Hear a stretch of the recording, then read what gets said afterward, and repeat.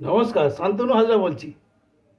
আজকে এই যুদ্ধের কথা বলছি। যুদ্ধ যেটা ইসরায়েল আর আমেরিকার সঙ্গে ইরানের লেগেছে।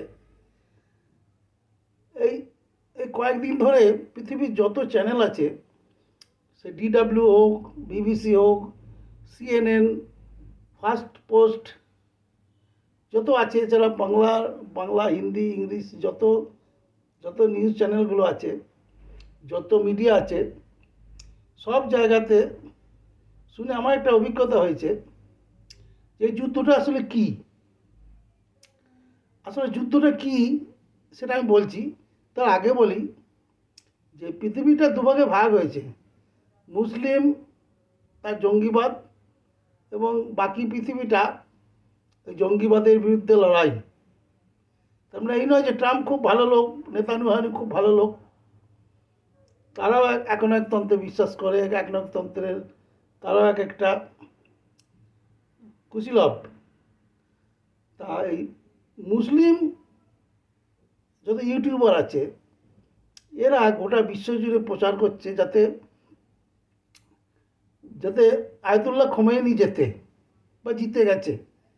তারা প্রচার করছে আয়াতুল্লাহ মরেনি, এবং বারবার তারা ফেক নিউজ ছড়াচ্ছে যে নেতানিয়াহু মরে গেছে, কি ট্রাম্প তার দেশের মধ্যে সমালোচিত হচ্ছে।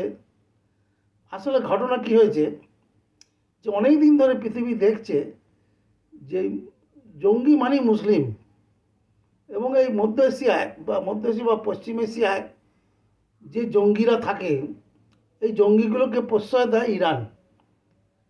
ইরান কিন্তু কোনো প্রতিবেশীর সঙ্গে তার ভাব নেই, তার সম্পর্ক ভালো নেই। কি জর্ডান বলুন, কি কুয়েত বলুন, কি সৌদি আরব বলুন, কি ইয়েমেন বলুন, সবার সঙ্গে বিবাদ। শুধু তাদের দেশের যে জঙ্গি দলগুলি আছে, সেই জঙ্গি দলগুলোর সঙ্গে ইরানের খুব ভাব, এবং তাদেরকে টাকা দিয়ে হৃষ্টপুষ্ট করে রাখে এই ইরান। ইরান অনেক বড় দেশ, অনেক বড়লোক দেশ। এই ইরানকে না থামানো গেলে এই জঙ্গিবাদ থামবে না। গোটা বিশ্বে নিরীহ মানুষ যে কত খুন হয় এই জঙ্গিদের হাতে, এই জঙ্গিপনার জন্য মানুষ খেয়ে পড়ে বাঁচতে পারছে না। মানুষ কি চায়? যে তার নিজের পরিবার নিয়ে, তার দেশ নিয়ে সুখে থাকবে। কিন্তু এই আমাদের দেশে দেখেন না, পাকিস্তানি জঙ্গিরা আমাদের কিরম করে রাখে, আমাদের তটস্থ করে রাখে। কোনো ভিড় জায়গায় আমাদের পুলিশ, বিএসএফ কেমন অক্লান্তভাবে চেষ্টা করে যাতে কোনো জঙ্গি ঢুকতে পড়তে না পারে, কোনো জঙ্গি যাতে এখানে নাশকতা না করতে পারে। এ বিষয়ে কয়েক বছর ধরেই দেখা যাচ্ছে যে ইরান, এই ধরুন হিজবুল মুজাহিদিন, হুজি, হ্যাঁ, এমনকি পাকিস্তানি জঙ্গিদের, কি ওই নাইজেরিয়ার জঙ্গিদের পয়সা দিয়ে দেশে দেশে নাশকতা করতে বলে এই ইরান।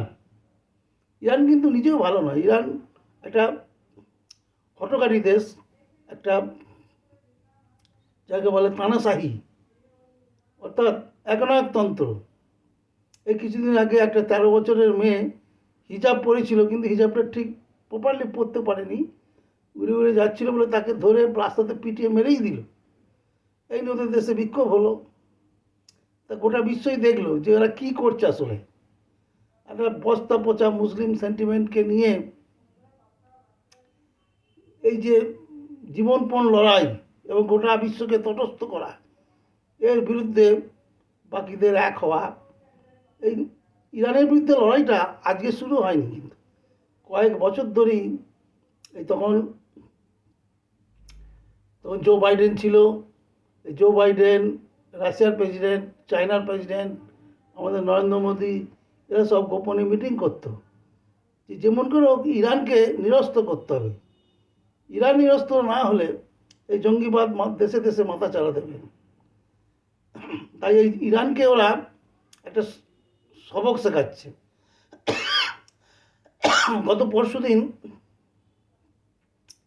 শ্রীলঙ্কার কাছে একটা ইরানি জাহাজ যাচ্ছিল, আমেরিকা টর্পেডো মেরে সেই জাহাজটাকে উড়িয়ে দেয়। কয়েকশো জঙ্গি মারা, মানে মিলিটারি বা মিলিট্যান্ট মারা যায়। এইভাবে ওদের দেশে গণকবর কি যাচ্ছে তাইভাবে বোম পড়ছে, মানুষ মরে যাচ্ছে। ইরানের তো ব্যালিস্টিক মিসাইল নেই। ব্যালিস্টিক মিসাইল বলতে ইন্টারকন্টিনেন্টাল যে মিসাইলগুলো হয়, সে রকেটের মতো গোটা বিশ্বটাকে দুবার প্রদক্ষিণ করে এসে তার টার্গেটে বোম ফেলবে কি পারমাণবিক বোমা ফিটিং রাখবে, সেই প্রযুক্তি ইরানের নেই। ইরানের কিছু কিছু প্রযুক্তি তারা ধার করে হোক, চুরি করে হোক, বিজ্ঞানীদের নানানভাবে তুলে নিয়ে গিয়ে তাদেরকে দিয়ে করিয়ে নিয়েছে। এই যেমনি ধরুন ভারতের হাতে আছে প্যাট্রিয়টিক ড্রোন, রাফেল কোম্পানি বানায়, মাত্র 20টা পেয়েছে। এই রাফেল কোম্পানির এই ড্রোনগুলো ওই এর গোটা পৃথিবীকে দুবার প্রদক্ষিণ করবে যা জ্বালানি থাকে, এবং টার্গেটে বোম মেরে দিয়ে আসবে, একদম রাফেল প্লেনের মতোই। তবে এটাতে তো মানুষ থাকে না ড্রোনে। তো ওরা কিছু চোরাই মাল ওই তুরস্কে কিছু এই ড্রোনের কারিগরি হয়, তুরস্ক থেকে নিয়েছে। তুরস্কের সঙ্গে ওদের ভাব নেই। এবং ইরান যেটা করছে, যে আমেরিকা গোটা বিশ্বজুড়েই বিভিন্ন বন্দরে হ্যাঙ্গার কিনে রেখেছে, যেখানে ওদের জাহাজগুলো থাকে, ওদের জাহাজগুলো মেনটেন্যান্স হয়। তা সেই সব জায়গায় বোম ফেলছে, এবং তাদের বাছবিচার নেই। কখনো কুয়েতে, কখনো সৌদি আরবে, কখনো আম্মানে, কখনো ওমানে, যেখানে ইচ্ছা ফেলছে। এবং মানুষ তো এতে আরও বেশি ইরানের বিরুদ্ধে হয়ে যাচ্ছে। এবং ইরানের পক্ষে যারা বলছে তারা কারা? তারা হচ্ছে গিয়ে মুসলিম ইউটিউবার। এরা চাইছে ইরানের জয় হোক, এবং আমেরিকা এবং ইসরায়েলের বিপক্ষে তারা বলছে, লিখছে, এমনভাবে ছবিগুলো দিচ্ছে সত্যি মনে হচ্ছে। আসলে ইরান হেরে বসে আছে, বেশি দিন নাই, আর 3 দিন থেকে 4 দিন ওরা যুদ্ধ করতে পারবে। ওদের মাজা পুরো ভেঙে দিয়েছে আয়াতুল্লাহ খোমেনি, এবং পরে যে বসবে বলেছিল হাগি বলে, তাকেও মেরে দিয়েছে। আয়াতুল্লাহ খোমেনির পুরো ফ্যামিলিটাকে নষ্ট করে দিয়েছে। এখন দেখার পালা দম কতটা আছে। এর আগে আপনাদের মনে আছে কিনা জানি না, আবু সুলেমান বলে ইরানের এক কট্টর লেফটেন্যান্ট, যাকে যাকে বাড়ি থেকে বেরোনো মাত্রই একটা ড্রোন দিয়ে মেরে দিয়েছিল আমেরিকা। তো শত্রুতাটা ওদের মধ্যে আছে। তার দিন 4 চলবে যুদ্ধটা, তারপরেই ইরানের মাজা ভেঙে দেওয়া হয়েছে, ইরান মাজা নিয়ে পড়ে যাবে। আর কিচ্ছু করার নেই ইরানের। ইরানের যা সর্বনাশ হওয়ার হয়ে গেছে। তো দুশ্চিন্তার কিছু নেই, ভারতও জড়ায়নি। ভারত না ছুঁই পানি এই অবস্থায় আছে। যা করছে আলেকজান্ডার নেতানিয়াহু আর ওই ট্রাম্প, বাকিরা সব সাপোর্টে আছে। তো এই যুদ্ধ যদি এখানে শেষ হয়, তা মোটামুটি আগামী পৃথিবী ভালো থাকবে, এইটুকু আশা নিয়ে আজকের ভিডিওটা এখানে শেষ করছি।